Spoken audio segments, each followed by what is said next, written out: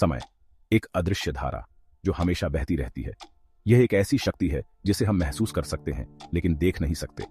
हम इसे देख नहीं सकते, छू नहीं सकते, लेकिन फिर भी यह हमारे जीवन के हर पहलू को प्रभावित करती है।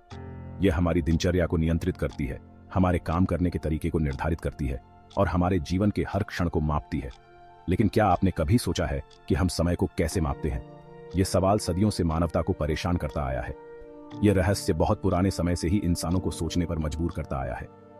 प्राचीन सभ्यताओं ने समय को समझने के लिए कई तरीके अपनाए।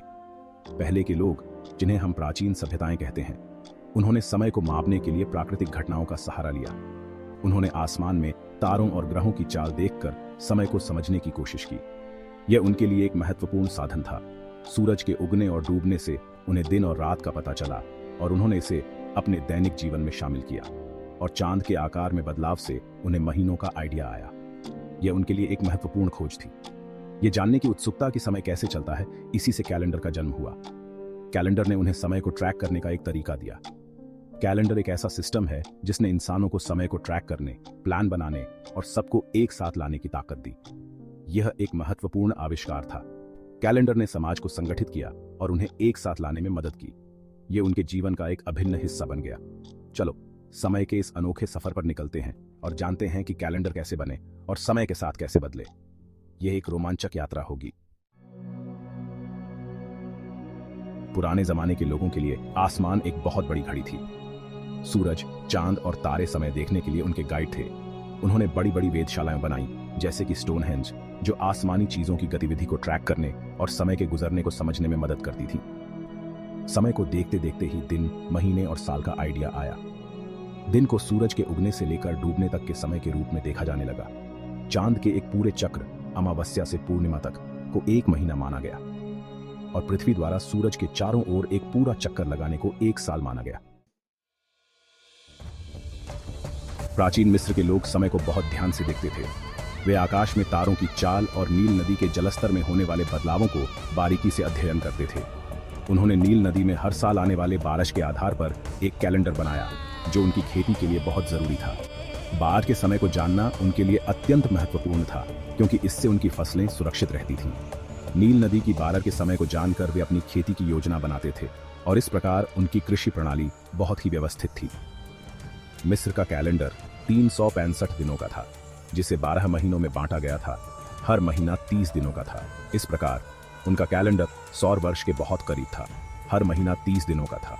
इस कैलेंडर ने उन्हें समय का सही अनुमान लगाने में मदद की। बाकी के 5 दिन साल के आखिर में त्योहारों के रूप में मनाए जाते थे। ये त्योहार उनके जीवन में खुशियां और उत्साह लाते थे। मिस्र के लोगों ने देखा कि सिरियस तारा, जिसे वो सोपडेट कहते थे, नील नदी में 12 आने से ठीक पहले आसमान में दिखाई देता था। यह तारा उनके लिए एक महत्वपूर्ण संकेत था। इस घटना ने उन्हें अपने कैलेंडर को और भी सही बनाने में मदद की। सिरियस तारे की उपस्थिति ने उन्हें समय का सटीक अनुमान लगाने में सहायता की। हालांकि मिस्र के कैलेंडर में एक कमी थी। इसमें लीप वर्ष नहीं था, जिसके कारण यह धीरे धीरे असली सौर वर्ष से पीछे होता गया। इस कमी के बावजूद मिस्र का कैलेंडर प्राचीन समय में एक महत्वपूर्ण वैज्ञानिक उपलब्धि थी। यह उनके जीवन और कृषि को व्यवस्थित करने में अत्यंत सहायक था।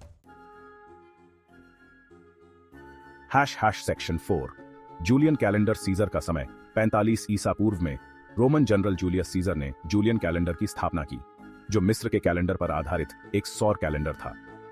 जूलियन कैलेंडर में 365 दिन थे, जिसमें हर 4 साल में एक लीप वर्ष जोड़ा जाता था, जिसमें फरवरी में एक अतिरिक्त दिन यानी 29 फरवरी शामिल था। इससे कैलेंडर वर्ष को सौर वर्ष के साथ और भी अच्छी तरह से जोड़ने में मदद मिली और यह मिस्र के कैलेंडर से कहीं ज्यादा सटीक बन गया। जूलियन कैलेंडर जल्द ही रोमन साम्राज्य का मुख्य कैलेंडर बन गया और कई सदियों तक यूरोप के ज्यादातर हिस्सों में इसका इस्तेमाल होता रहा।